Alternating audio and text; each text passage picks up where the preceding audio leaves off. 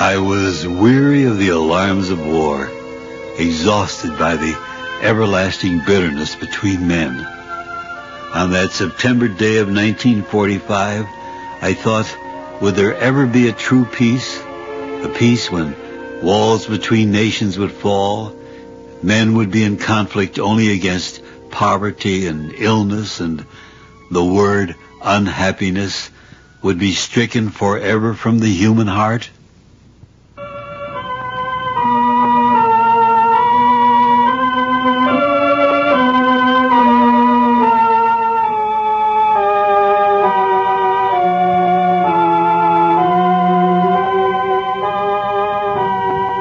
It started out as a wonderful day.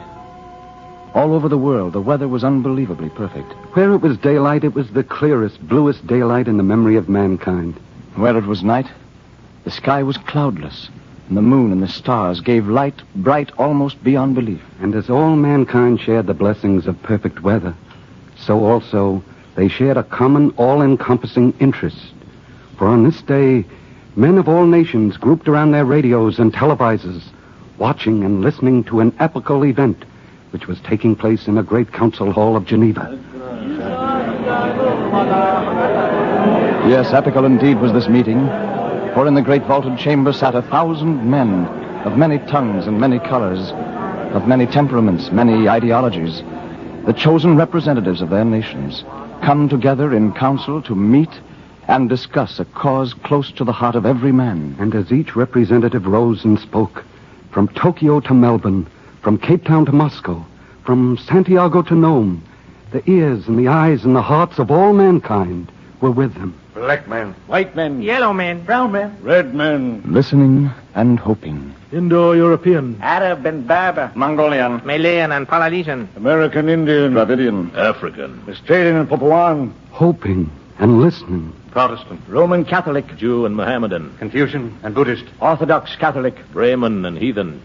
All of them listening and hoping.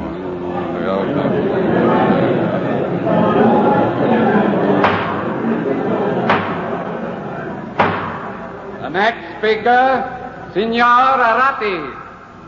Citizens of the world, I salute you. In the name of my people, I salute you. This is a great day.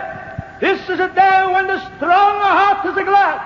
This is a day when a strong heart should sing. For today, for the first time in the history of the world, all men become like a blood brothers. For too many years, my people have wars. Too many wars. We have had too many wars.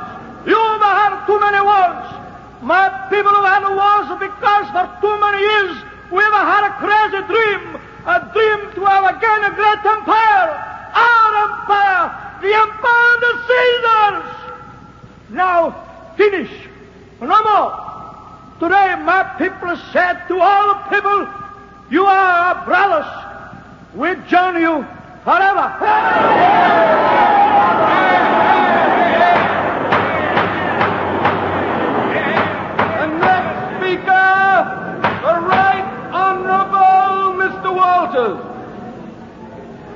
Gentlemen of the world, as a representative of my government, I bring you most cordial greetings and felicitations. This is indeed an historical movement, this joining together of all the races of mankind for the common good. Great was the moment when the Magna Carta was signed. As great indeed were the moments when the various constitutions were signed. But I say to you that this, indeed, is the greatest of moments. This moment of submersion of nationalistic ambition for the international good. My country, for years, has fought many wars. Our ancestors thought some of them righteous. But we, of this more enlightened time, renounce this shame forever. And we thrust behind us forever the imperialistic ambitions which have cost us the blood of our youth for so many centuries. Yes, from this moment henceforward, we give our empire to the world.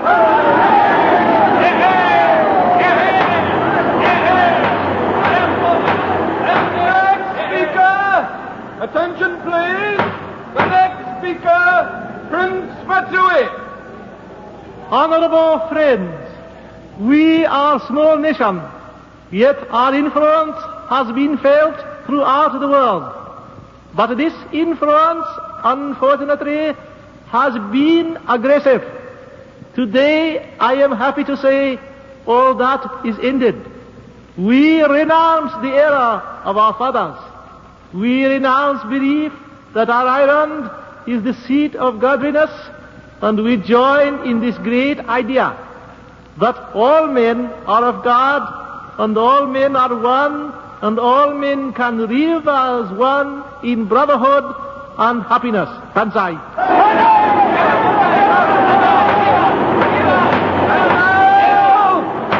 And now, another representative of a great people, Monsieur Raymond. Messieurs et dames, I speak for a nation. Many have said this is a momentous occasion, but perhaps to no nation is it a greater occasion than it is to mine, which for many centuries has sat behind great barriers repelling invaders of our sovereignty.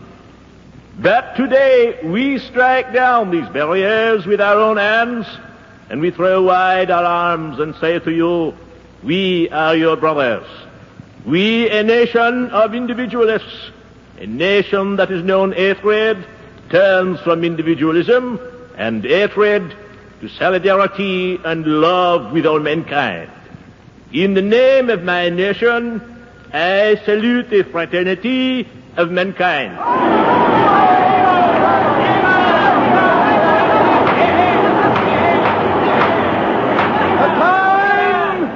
The time grows short. A few words from the representative of a great democracy.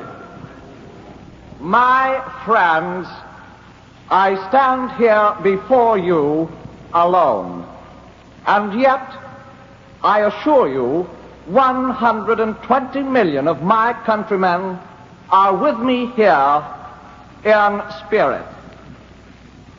For many years, our national policy has been to mind our own business and to keep our powder dry. That was an excellent policy when nations were at each other's throats. But today, I stand here to tell you that we have renounced this policy. We have renounced it because we have outgrown such beliefs, even as nations have outgrown the belief that the only manner in which to settle disputes is by force. As a mature people, we reach out beyond the oceans which surround us and say to all of you, we are as you. You are as we. We are as one. We join in this great international movement without fear, without reservation. United we stand, all of us, forever.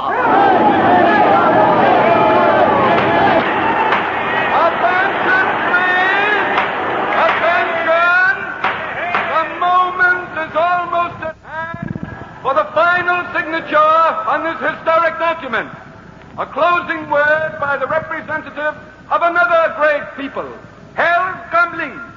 Bürgerschaft, brotherhood is a noble work. I now bring you this word as a representative of my people. For many years, my people have walked as one, perhaps bowed their head as one, regimented in the belief that we must work together and believe together. Some of the things we have believed, I stand here to tell you, have been false. It has taken many years of leadership, but now we know they are false. There is in the blood no right of leadership. Leadership is not in the blood. It is in the heart and the minds. This day we turn our blood into the great bloodstream of all mankind. White, yellow, black, the blood is the same. Christian, Jew, or heathen, the blood is the same. All are brothers and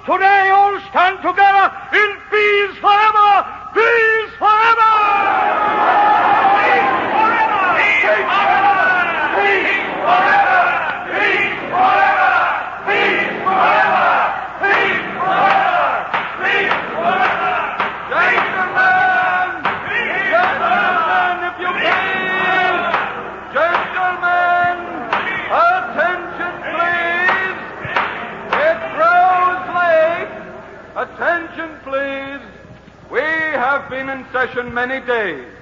All of us are weary and anxious, I am certain, to return to our native home. So now, let us, without further delay, turn to our final task, the happy one of ratifying this great international treaty which forevermore removes all barriers between nations, which makes of us the United Nations of the world, joined together for all eternity in common brotherhood, in everlasting peace. Our vote will be by acclamation. All those in favor of this great covenant will rise.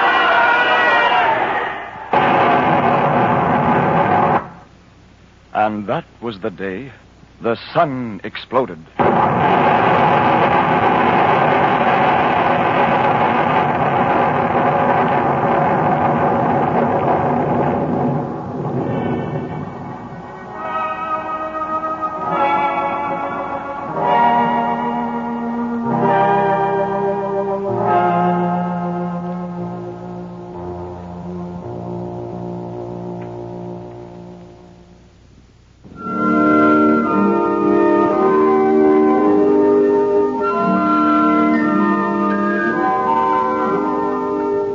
This is Arch Oboler. My thanks and yours to Ingrid Bergman, B. Benederet, Jimmy Cagney, Betty Davis, Olivia de Havilland, Katharine Hepburn, Elliot Lewis, Raymond Massey, Mercedes McCambridge, Paul Muni, Lloyd Nolan, Alfred Ryder, Norma Shearer, Jimmy Stewart, and to the many, many other actors, and to Marty Halpern, and the scores of other technicians who made these records possible.